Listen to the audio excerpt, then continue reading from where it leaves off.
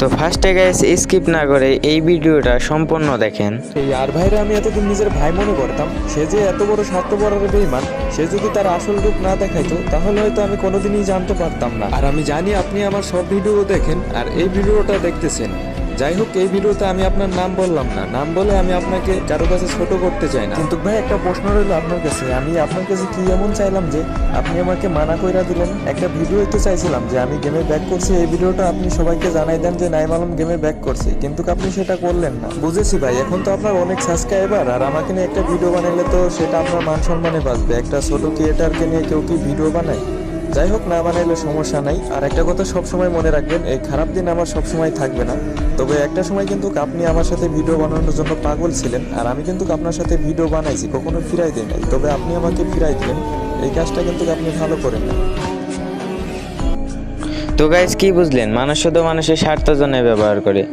তো এই ভিডিওটা যে বানাইছে, এই ভিডিওটা গেমিং উইথ নাইম আলম কিন্তু একটা ভাইকে নিয়ে বানাইছে। তো সেই বাইকেরা আমি কিন্তু ভিডিওর মাঝখানেই বলে দেবো, তো পুরো ভিডিওটা দেখতে থাকেন। রিসেন্টলি গাইস আমি কিন্তু নাইম বাইকে নিয়ে একটা ভিডিও বানাইছি অলরেডি, সেটা আপলোড করছি, ইউটিউবে করছি, টিকটকেও করছি। তো যারা টিকটক থেকে দেখতেছো একটা লাইক করে দিবা, আর যারা ইউটিউব থেকে দেখতেছো একটা সাবস্ক্রাইব করে একটা লাইক করে দিবা, ঠিক আছে? তো সম্পূর্ণ ভিডিও দেওয়ার অনুরোধ রইল। তো গেমিং উইথ নাইম আলম ভাই এই ভিডিওটা যা বলছে যে তার আইডিতে ভিউজ নাই, একজনকে বলছে সে যে ভাই আমার আইডিতে তো ভিউজ নাই, আপনি আমাকে নিয়ে একটা ভিডিও বানিয়ে দেন, আমার আইডিতে তো ভিউজ নাই, বেশি মানুষ জানে না। বাট সে কি করছে, সে বলছে ওই লোকে, সে বলছে যে আমি পারবো না।